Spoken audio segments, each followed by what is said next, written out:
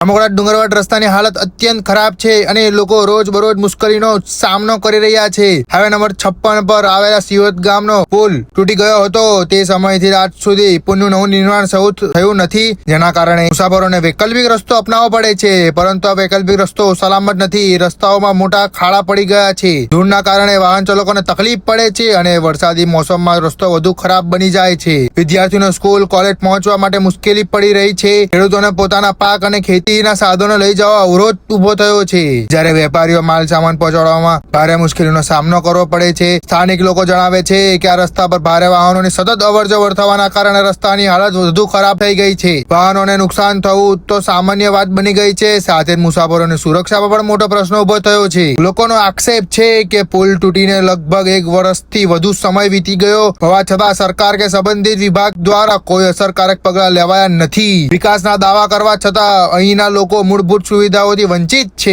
લોકો સરકાર પાસે તાત્કાલિક પુલનું નવું નિર્માણ શરૂ કરવાની અને રસ્તાનું સમારકામ ઝડપથી કરવાની માંગ કરી રહ્યા છે। જો આ તાત્કાલિક પગલાં ન લેવાય તો આ વિસ્તારના આર્થિક અને તેમજ સામાજિક વિકાસ પર ગંભીર અસર પડશે એવી ચિંતા પણ લોકોને વ્યક્ત કરી રહ્યા છે। વધારાની માહિતી મુજબ ડુંગરવાડનો બ્રિજ પણ ખરાબ હાલતમાં પહોંચી ગયો છે। બ્રિજમાં ખાડા પડી ગયા છે અને હાલ તે પણ બંધ થઈ ગયો છે। આથી મુસાફરોને હાલાકી દોઢ ગણી થઈ ગઈ છે। સાથે છોટાઉદેપુર જિલ્લામાં પણ આવો જ સંકટ ઉભો થયો છે। અનેક વિસ્તારોમાં રસ્તાઓ અને બ્રિજો ખરાબ હાલતને કારણે લોકોમાં મુશ્કેલી મુકાયા છે। આ સમસ્યા માત્ર એક જ વિસ્તારની નહીં, પરંતુ સમગ્ર જિલ્લાના પ્રશ્નો ફરીથી ચર્ચામાં આવ્યા છે। હવે મોટો સવાલ એ છે કે તંત્ર ક્યારે ઊંઘમાંથી જાગશે અને આ ગંભીર સમસ્યાને લઈને તાત્કાલિક પગલાં લેશે। હવે વધુ માહિતી માટે જોડાયેલા રહો સરદારનો અવાજ સાથે।